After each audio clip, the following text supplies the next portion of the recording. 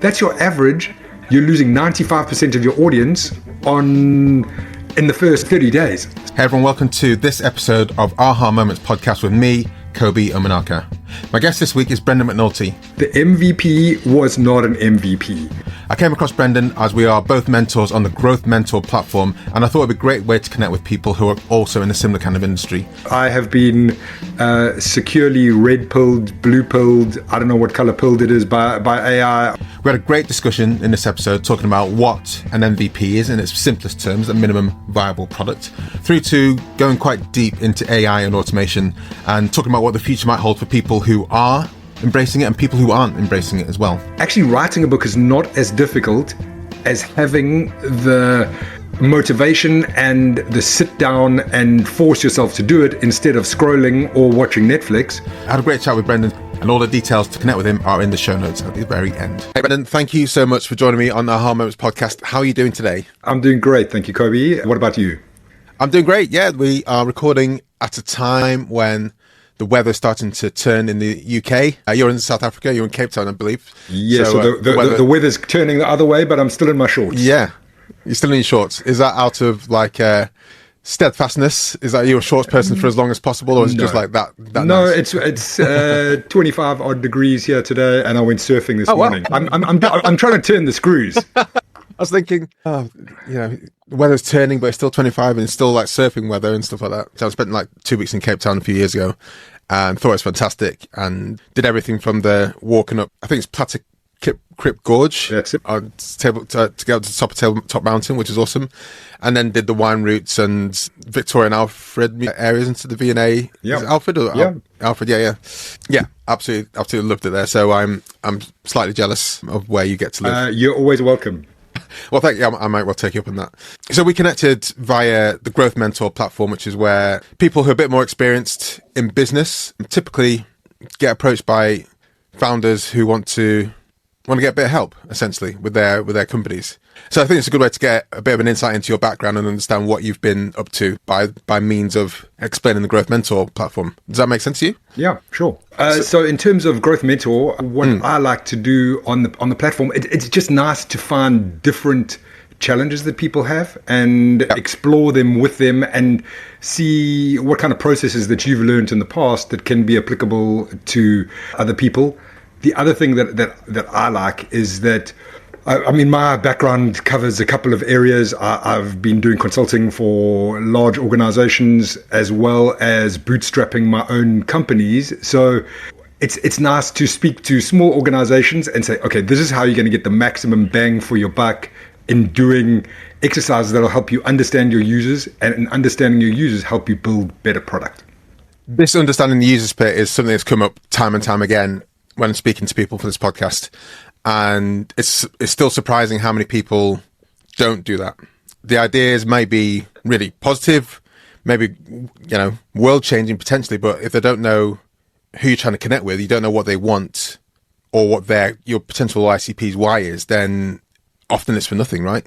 Yes, and it's a double header, I think, because when you're starting out, you've got to build the framework for that, and you have to understand what their problems are and their jobs to be done and how you can cater to that. But then you're never going to hit it out the park immediately. So it's that ongoing, iterative, I'm not going to call it a grind, but a further understanding and further shaping of your product based on how people are working and interrelating with it. Is there any commonality there between working with these large enterprise corporations that you have versus the bootstrapped, your own ones and others? Yeah. It's all the same. Because I'm going to draw a very weird graph that nobody's going to understand, or maybe I have an example of one somewhere. Let me just talk about it. On one side, you have qualitative data. On the other side, you have quantitative data. Everybody understands that. So what people say and the numbers kind of thing. And then on the other side, you have attitudinal and behavioral.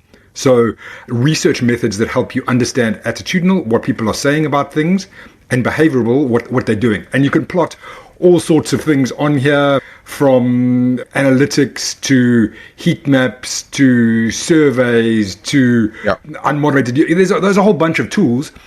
But with whoever you're working with, you want to get as broad an understanding across all of those 4 quadrants as possible, because each of them is going to give you a different insight, and it's going to help shape the insights that you get out of it, and therefore how you're going to tweak your product and change your messaging with people.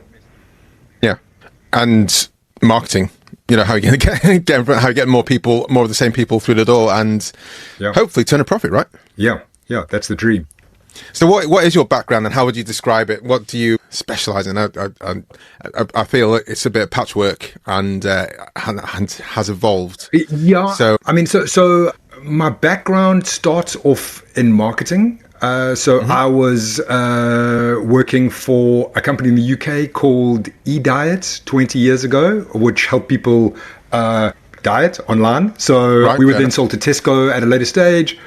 Then I worked in online games, so word and puzzle games on the internet. I worked for a startup in the Netherlands for 5 years, came back to South Africa and did that for one of the corporates. And then I moved into I worked on my own startup for the last 12 years. We sold it at the end of last year.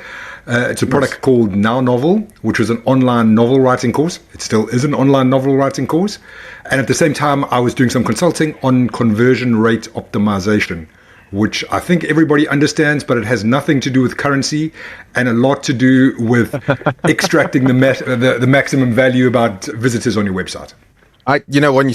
When you said that about currency, I don't know why it's never crossed my mind that people might confuse the conversion rates, currency conversion, with like getting more people to click on your lead magnet or download a lead magnet. So that's just throwing me for a slightly. Well, I mean, I've had that conversation when you're at a barbecue or something and you say to someone, I do conversion rate optimization, and then they start talking about the value of the USD or arbitrage between Bain and and then I'm out, because it's I quite often don't talk about what I do to the random person I've met for the first time, because it's likely they don't understand the terminology. So I just say, marketing.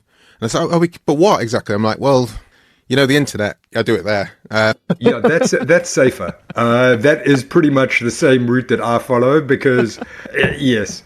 I mean, also when you start talking about conversion rate optimization and things like that, then someone wise starts talking about dark patterns or how you're getting manipulated online. And that's a conversation I don't want to entertain too much. So Now Novel, I read up about that for yourself. And the first question is, have you written a novel using Now Novel? That is, no, I haven't. So we started it. It was myself, my wife, and my sister. For my sins, I got to work with both of them, and I had a full luxuriant head of hair before No. My sister has written and published books in South Africa, in the States, in the UK. So and people kept on coming up to her and saying, how did you do it? What was your process? And I was between roles at that time, and I did some investigation globally, US, UK, Australia, South Africa, India. And what came up was that everybody had the same challenge, that they didn't know how to start writing a book, or if they did have an idea, they didn't really know how to progress with that. So as a result of that, we built the Now Novel process, and it was an iterative through that in terms of the features we launched, the support we had. There's a whole lot to go into. As you can imagine, over 12 years, there was a lot of product development of it. So what was the MVP like? The MVP was, and this was a great lesson to learn, the MVP was not an MVP. I'm excited to hear what that means. I wrote a blog post about the 10 lessons that I learned from 12 years of Now Novel. And one of the lessons was there's an M in MVP. So it should be minimal. And to Paul Graham's article, Do Things That Don't Scale, where he talks about how Airbnb did things and how you have to, when you're starting off, just do things that are quick and dirty in order to validate what you're doing. So what we did is we built the Now Novel process, which was a question and answer process that helped you determine the outline of your novel. So it would say, who's your character? How tall are they? What color hair do they have? I mean, stuff like that would help you determine who your character was, and then plot character setting, etc., etc., etc. We should have just done that with a person. And asked questions before we built the tool. Right. When you say with a person, you mean someone who's looking to actually write a book themselves? No, so we should have done that concierge style. So right, yeah. So I would chat to you, and I would go through this checklist, and then I would build up this process, and then we could do it all in the background and iterate that before having to build a line of code, which would have been a lot quicker.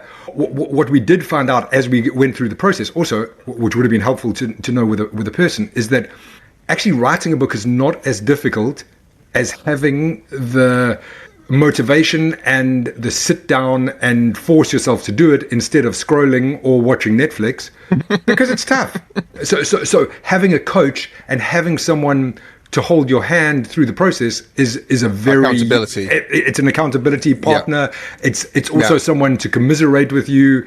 It's also someone to tell you, don't second guess yourself, just go for it. So there's a lot of benefits to have human with you on that journey. So, I mean, I love the accountability side of things, but one thing I wanted to pull up on is the concierge piece. And I think that's a super valuable route to test your hypothesis, right? It's not, you've got an idea for a platform, obviously to scale, obviously to get to orders and magnitudes of revenue. You need to be able to have some platform that automates a lot of it and simplifies a lot of it, and means that there don't have to be people at every single stage. But to validate that process, a lot of people don't know what happens in the background. If you just send a form in and so you get an answer back, who knows whether that's a real person or like a million lines of code. And that's a quick way to validate an idea. And I love that whenever I've heard of it. And I think more people should do that, especially if you've got 5 customers. Do that until you work out what needs to be the next stage. What do you need to do to get to 10 customers after that and make it scalable, right? Yeah. And the learnings are so great at that level, because everything is happening in real time, and you can get as close to the customer as possible and understand their problems more intimately. I mean, that whole mechanical Turk kind of, you don't know what's happening behind the box is very interesting. And I think you could probably do more of that now with AI than you could many years back. But yes, I've this is a side channel, but I have been securely red-pilled, blue-pilled, I don't know what color pilled it is, by AI over the last 6 months. I've been diving in, and there's just so much opportunity and so many cool applications to build. I did a huge deep dive just with automation, so looking at what you can do with like make.com, for example. And now I'm looking at the N8N side of things and making AI agents and thinking, I might not have to respond to an email ever again in my life. Yeah. That kind of stuff really excites me. But as you say, if you can quickly spin up a concierge platform, which AI agents probably could get you quite a long way there. But then you probably would want to have some kind of specific backend for efficiency and ultimate scalability. But I think you could spin up something like now Novel quite easily with an agent. Yeah, I think there's definitely scope for that now. Now I think you actually want to abstract it somewhat, in that there's a premium that you'll pay for a human. So previously you might have wanted to hide the human a little bit behind the scenes. Now I think you want to make the human as obvious as possible. So maybe your onboarding call is directly with a human if people are looking for that. So there's all sorts of different permutations about how and where the space is going. That are fascinating for me. Well, as someone I was speaking to recently, she asked me a lot of questions about podcasting. Is one of the things I'm super passionate about. And then she said she was really excited about these AI podcasts that are happening. And I was like, okay, that's cool. And she obviously sensed a bit of like dejection in my voice. And I was like, well, honestly, it's fine if you want to listen to that. But for me, I want that authenticity side of things. I don't want someone just to, here's a Wikipedia post, whack it into the Google thing, and then out comes a podcast at the end. I don't feel there's any real benefit to that. I'm gonna listen. I want people's opinions, not what the predicted person's opinion is, and I want that kind of flavor that you get in there. But I still say, like, if you want to listen to that, that's absolutely great. So I think there are different applications for that. So I think it's quite fun, but I want to get the humans raw and prickly weirdness that comes through like you do, because I think that's more interesting in terms of understanding a different person's perspective. But a couple of things that I've done recently is I have taken user data, so user surveys and things like that, plugged it into a notebook LLM, and then shared it with a group that I'm working with, so that they get it's an interesting way of consuming data that might be a little bit dry. It's a different kind of format. And my daughter has put her biology notes into Notebook LLM for it's just another way for recall purposes. Yeah. It's just another way of getting data through a different channel. That it's a different format. I mean, I think those applications are completely valid, and I love it for that kind of thing. And one thing I'm doing recently when I'm talking about customer interviews, for example, is get the transcript, plug it into ChatGPT and or equivalent, whatever you want to use, and say, look, what are from your point of view, what are the highlights that we should be paying attention to? And then the ability to compound, 10 interviews, 100 interviews, and then pull out the trends that are coming out there helps to get those kind of insights, phraseology insights, which otherwise would be very, very difficult to do. But I still think you should maybe for the first time or first couple of times go through the transcript yourself and try and pick out so you understand what makes sense, and be able to ask the questions that at the moment AI wouldn't be able to pull out, or might think is a non sequitur, for example. Yeah, I mean, there's a lot of tonal stuff that's more interesting to explore by yourself. It does save a lot of time, and it allows you to do more on a regular basis. So yeah, fun. So what's your? I mean, we've gone down the AI route, so let's continue for a little bit more. What are your kind of general high level thoughts of the way things are going to go in the next 3-4 years, maybe say 2 years, because we don't know where it's gonna. Are you positive about it, or are you kind of fearful?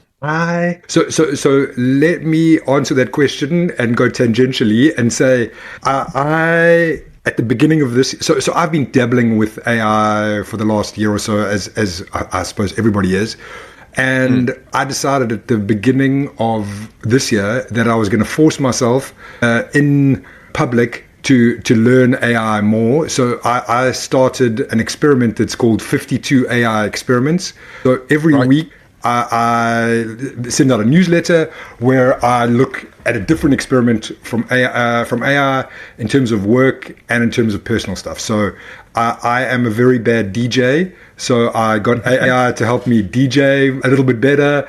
I do a lot of analysis of understanding product and background and stuff like that. So I've used it in that scope. I've created podcasts, very bad ones, but it's just interesting to see there's all of these different applications, and it's good just to dive in and see what can be done and how you can do more. So I find it fascinating. I think there's a lot of scope. My crystal ball doesn't extend into what the future will look like. I think the future is going to look very different, and I think anybody who is involved in white collar style work needs to dive in and needs to embrace the technology. And even then, I have no idea where it's going to go, but I want to be on top of it, and I want to understand it. And also, I find it fascinating, and I find it cool, and I find it fun. So that guides me more than whether or not it's going to come and eat me and be my robot overlord.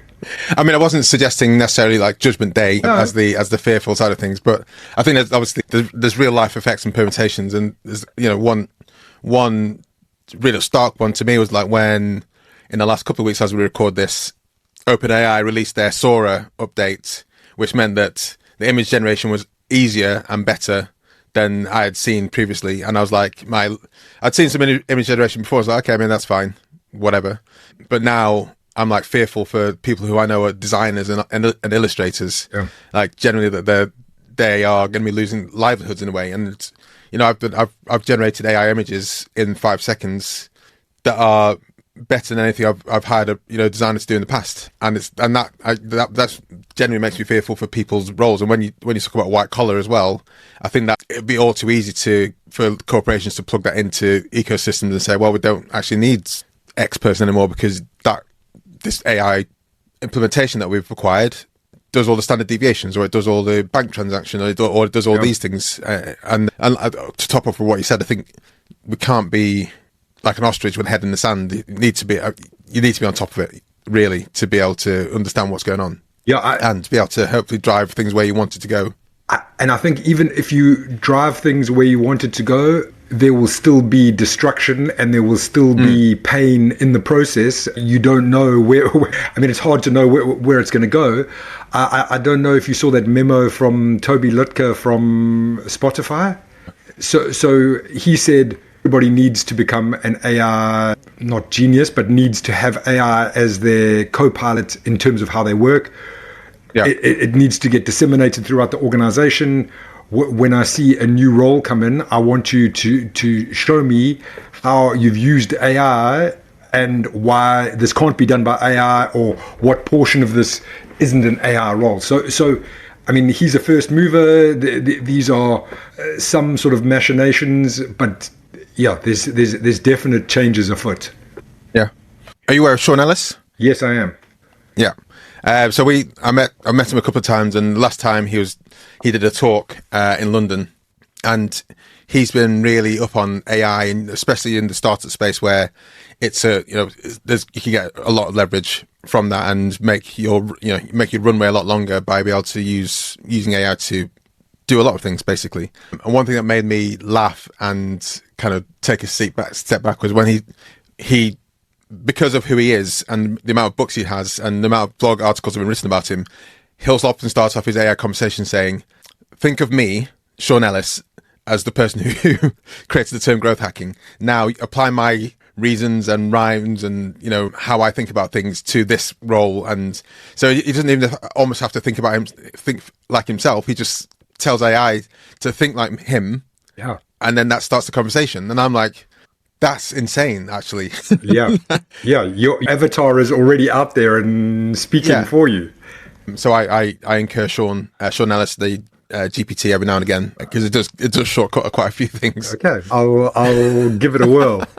So what are you up to now? What's your called a consulting business like? How does that work? Yeah, so it's the same kind of stuff. I'm interested in building product. I'm interested in understanding how people tick. I hesitate to say a superpower, but I've done a lot of experimentation over the last decade or so. So I have a real understanding for that and an e-commerce background. So it's somewhere in that spot of seeing how I can use AI, seeing what I can do in terms of building product, and using experimentation in order to get there.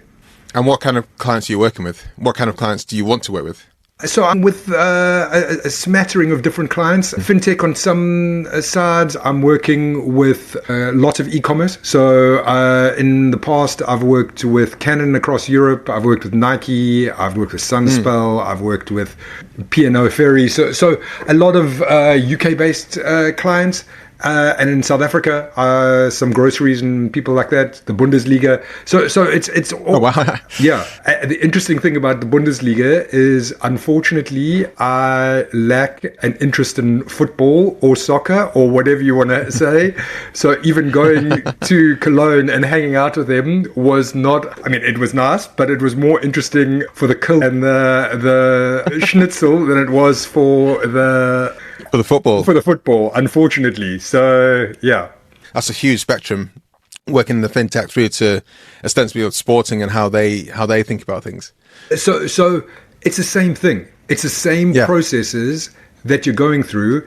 If I sketch out my same big overview of research methods, it's taking those research methods, understanding what people's motivations are, understanding what their areas of friction are, and seeing how you can decrease the friction and increase the motivation, and understand what their pathways and their journeys are, and seeing how you can modify them to make it a better experience. So those are all, it's a holistic kind of practice to just understand and improve what you're trying to present for people. It is that simple. It's the same no matter what your company is.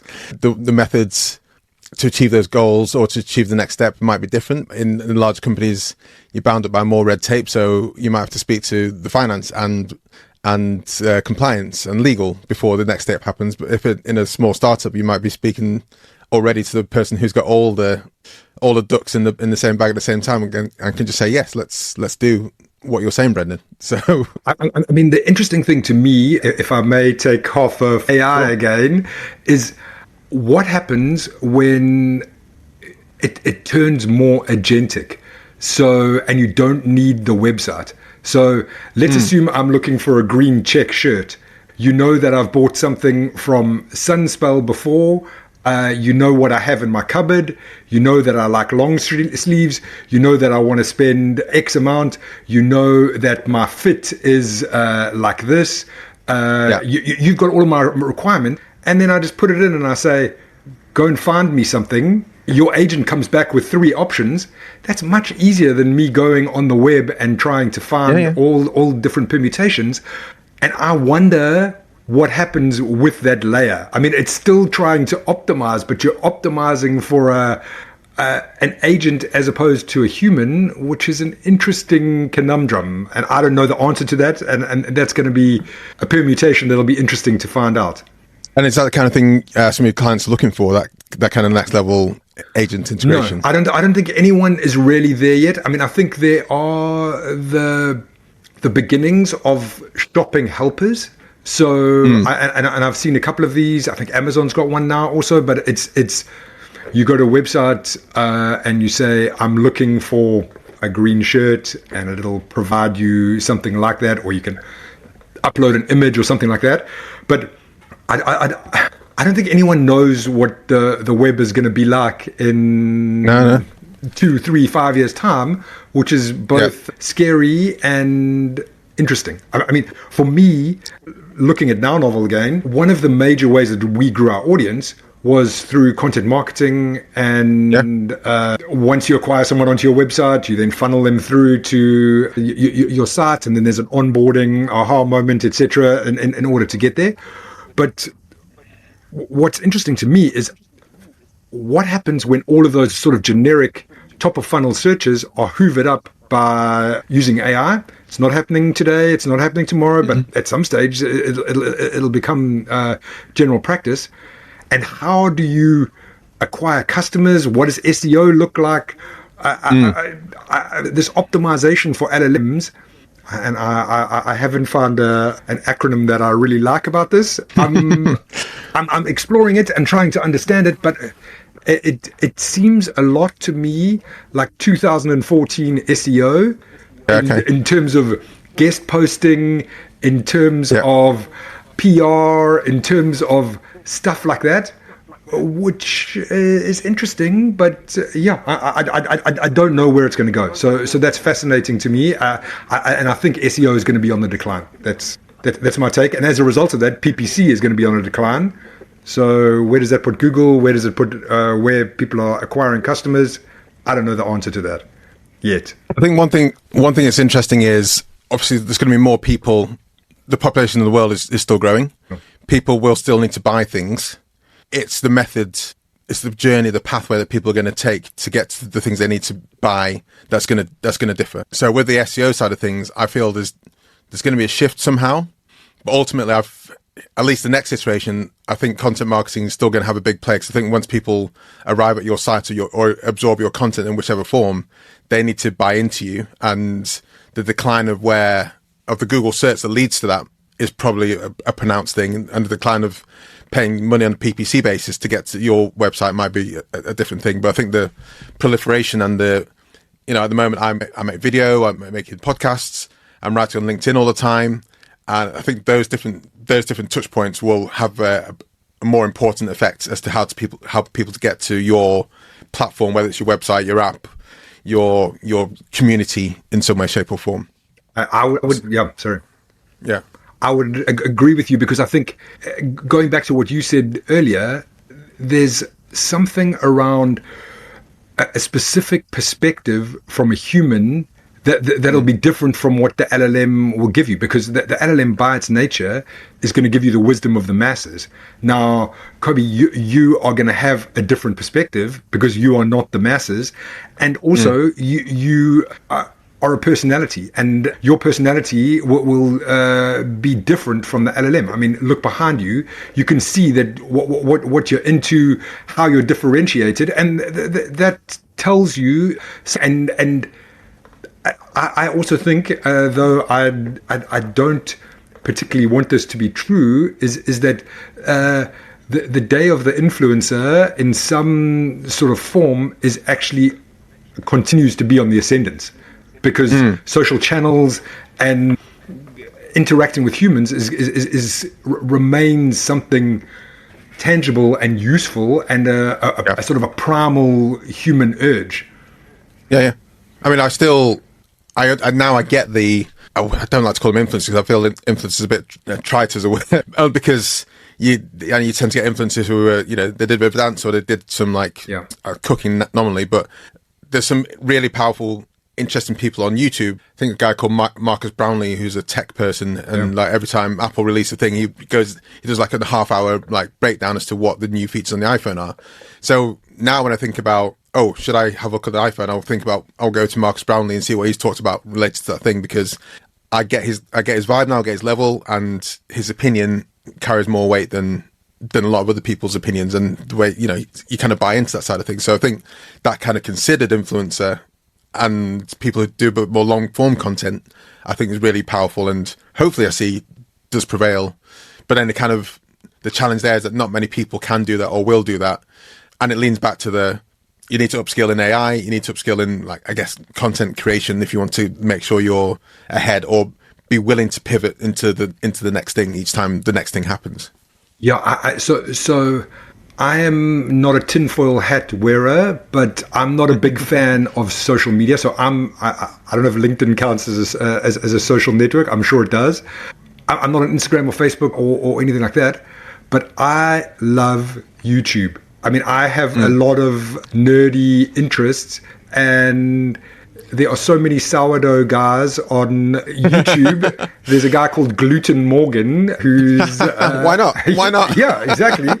But whatever your interest, you can go so deep, and you can find your kind of nerdy people to interact with and to inform you. And I think Kevin Kelly said something about 1,000 true followers, and I think that there are all of these platforms which allow you to find those kind of niche down kind of perspectives in terms of what you're interested in.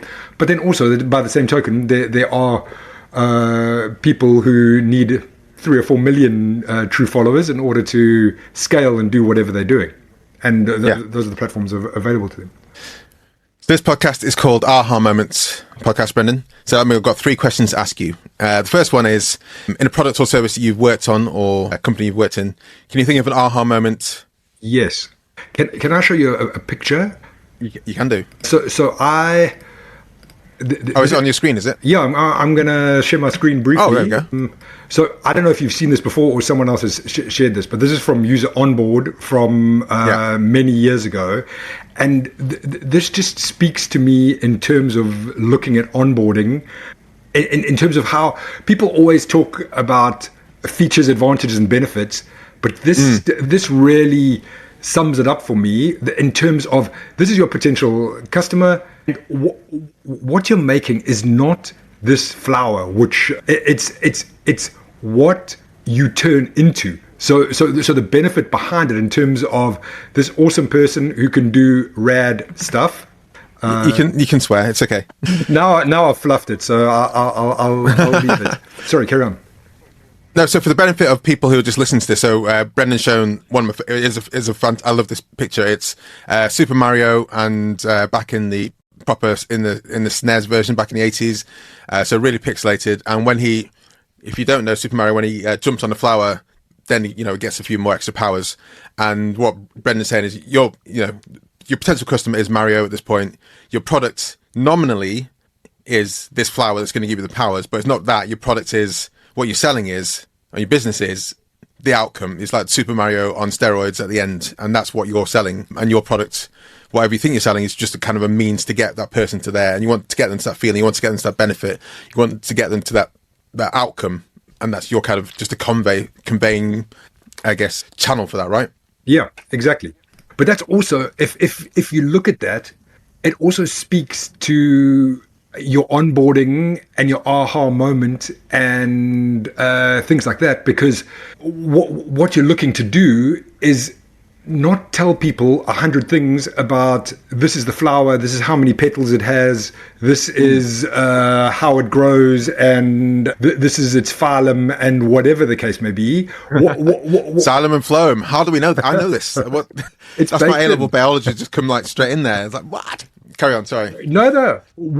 What you want to do is get people to that stage where you are Mario when he's much bigger and throwing flames, because that's your aha moment. That's your that's when you realize the value. I have a couple of examples. I'm going to talk about one that I worked on last year because I think it's quite interesting, because my background is in games. I worked at a company called Xylem many years ago. And I was working on a mobile game last year, which was part of a movie that came out, Boy Kills World, and they had the game inside and they created this mobile game. But the guys who created didn't really they came from a nerdy game design background, not really an optimization kind of thing. So what they were doing in terms of their onboarding was very much explaining this is how it was done, and not getting people to the value and getting them straight in there. So I'm going to mix my metaphors and talk about writing for the moment. There's a theory in writing where you talk about in medias res, where instead of starting with talking about the character and talking about the descriptor and the setting and whatever, you throw them directly into the action. And that's what you want to do in terms of an online game. You want someone active, and you want them playing and understanding it. You don't want it to be some sort of passive tour. Your first task must be, okay, here I am. And once you've got this task, you got your first reward. And then once you've got that reward, you get a visual feedback that goes, bing, this is what I'm doing. And this is the outcome of that. And so in gaming, they talk about a time to value, and you want to shorten that as much as possible. And that's applicable to gaming as much as it is applicable to building an app or something like that. Your time to value, your time to fun, you want to shorten that as much as possible. So, I mean, if I can carry on talking about mobile games, I don't know if it's of interest, but let's do it. So what's interesting to me in mobile games is that you only have your first time user experience to kick butt with this. Like you're on the App Store, you see this ad, you click it, you go in, you've got minutes in order to see whether it's good, and if you don't get to that aha moment, then the app disappears and you're never coming back. I mean, the retention on an average app is 25% on day one, about 10% on day 7, and between 2 and 5% on day 30. So that's your average. You're losing 95% of your audience in the first 30 days. So if you're paying $5 to acquire someone, that's a lot of money. So you've got to ensure that people are getting there as effectively as possible, and really try and maximize that time to value. I don't know if that answers your question, or if I can. So what was your aha moment with that game? What was your time and how did you get to your time to value? How did you shrink it down? So what we looked at was a couple of things. So analytics in terms of isolating what are the behaviors that day 2, day 7, day 30 people were acting with. No surprises. It's people who have, and this comes out of practices, is people who have tutorial and played some games. So understood what's going on. So how do you shrink that? And then also a lot of user testing. So plugging people through it and understanding, looking at verbatims from what people are saying on the App Store, understanding what people are enjoying, and then using that sort of synthesis of these different tools in order to build up hypotheses and validate the hypothesis through testing and seeing how we can improve that. So for us, it was, this is one of my pet peeves, a tooltip is not a great way of getting people to value. Yeah. Okay, so the next aha moment question is, can you think of an aha moment in a product or service that you buy, your personal one that you enjoyed with it, and what was it? What is it? So you gave me some prep for this. So I was thinking about a couple. So one is first time I used Airbnb, it blew my mind that you could just stay somewhere cool. It was the same price as a hotel or even cheaper. And you'd have a bathroom and you could see all these amazing different options. ChatGPT also blew my mind and continues to blow my mind. I mean, even we were discussing it earlier, looking at the change in Sora and building a silly Ghibli picture of my family. It just, you can see the value, you can see how things change, you can see what you can do with it.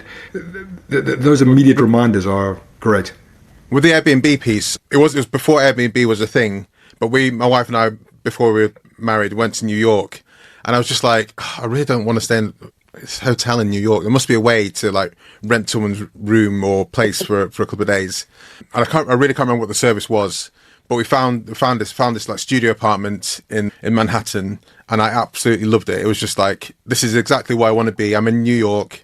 I don't want to be in just an standard hotel box where you could have in any single place in the entire world. And we felt for those 4 days that we actually were like living in New York. And I was like, ever since then is like, okay, it's an Airbnb. If we're going somewhere interesting, let's stay in the place. And nowadays Airbnb tends to be more expensive, can be more expensive than, hotels. But I think just the value in a way of appreciating where you are just is like exponentially higher. Yeah, I agree. I mean, I'm a nerd when it comes to cooking, as I said with sourdough, and I mean, one of my favorite pieces of tourism is to go into a grocery store and look at the different flavors of crisps. I know that sounds, but it's just understanding how things are different, buying different produce, and hanging out, and that Airbnb allows you to have a kitchen, do different things. Final aha moment question is a personal one, a life hack maybe. Can you think of a personal aha moment that you'd like to share with the listeners?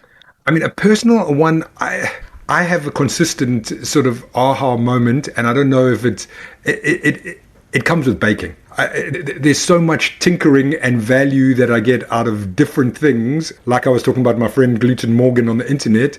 He told me something about using different doughs and different ways of rolling things, and it's a constant learning and benefit that I get from it. So it's fun. I think that kind of main takeaway for me is like keep on learning stuff that's like that almost surprises you or intrigues you, because that keeps your mind sharp. I'm learning guitar properly for the first time, even though I've had guitars since I was like 16. I'm actually like learning how to play properly and understand what the notes do and understand what scales are, and that for me is like, I love it. Constant learning is a fun thing. So Brendan, are you happy for people to get in contact with you on LinkedIn or via other means? You got your website on there. I sign up for my newsletter. This is not follow my SoundCloud, but on LinkedIn you can sign up for my newsletter or go to my website 52aiexperiments.com. Get in contact. It's been a pleasure talking to you, Brendan. Thank you so much for joining me. It's been I'm gonna sign up to your newsletter and recommend everyone else does do as well. Awesome. Thanks, Kobi. Nice to chat. Right. Thank you very much, Brendan. Thank you very much, everyone who listened and watched this episode. Please do connect with Brendan. His LinkedIn and his website are all there in the show notes or in the comments if you're watching on YouTube. He is very open to having discussions with you about anything that we talked about and much, much more. He's a very, very knowledgeable guy. Whilst I have you here, do go to Apple Podcasts, Spotify, Pocket Casts, leave a review there. Or if you're watching on YouTube, please do leave a comment and review and subscribe, like, and everything that we love you to do. Please do everything that podcasters and YouTubers love you to do. Like, subscribe, share with your friends, share with the family, share with one colleague, just one person, and that makes all the difference. It really, really does help us get more people watching, listening, and we can share the insight knowledge with more people. Stay tuned and join me on the next episode. Or if you've not seen or watched the previous ones or listened to the previous ones, go and listen back. Some of them are really quite interesting. All of them are really quite interesting. So I'll see you next time.